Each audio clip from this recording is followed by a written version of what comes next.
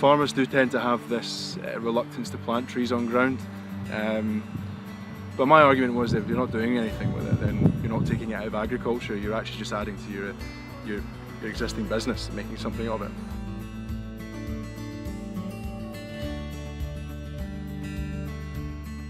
I think that we would have to class this as integration into the existing business. The way we farm up here, as I say, it's rough on the hill ground.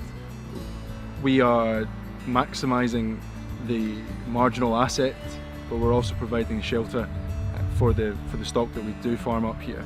So it is benefiting. It's not completely diversification. I would argue always that it's a crop essentially that we're putting into the ground, and we'll be farming this. It's not, we aren't foresters. We're not going to be foresters. We're farmers, but this is a crop that will grow for the long term. Rather than taking something every year or seasonally, this will be something that's in the ground for 35 years, and we'll harvest it when the time comes.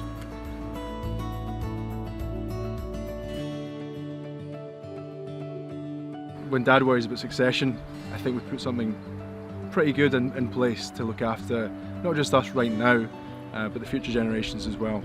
And there are benefits to the farm with the windbreaks it provides, the way that we've designed it in an L shape here to protect us from the elements from the west and from the north, where we'll continue to graze our cows and sheep up here, and we lamb up here, and in the short to long term, when the trees are established and provide that windbreak, then we'll see more benefits as well.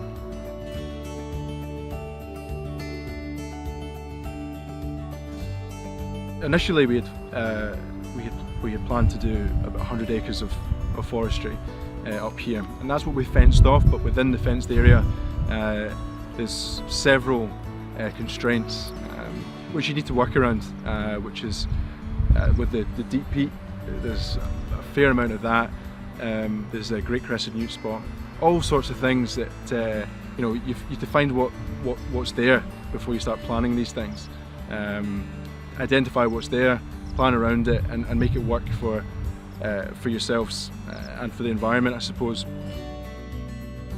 It's the same issue with working around the farm's finances as well. You stagger it to make sure that we can cover the costs.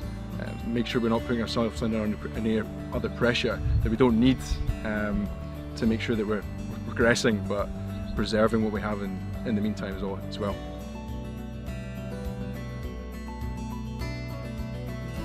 My advice to anybody that's even had the thought of putting trees into the ground would be to get the information. Take the government up on the farm woodland assessment. Let them provide the planting design and the budgets that come with it. Get the surveys done. Get the deep peat surveyed. Get any of the constraints listed so you can work that into your budget, and then you can make an even more informed decision. That also really helps with the application stage as well.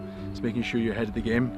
The councils, either the local, the community council, Scottish Forestry, they'll all have questions of constraints that they know exist. So if you can be on the front foot with that, in terms of knowing what's actually on the ground and having a design planned around that, working with the ground is always going to be a much easier project.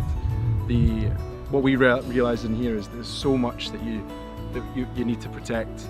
I don't think anybody should be trying to adapt what's there already, but instead work around it. Design your woodland like that.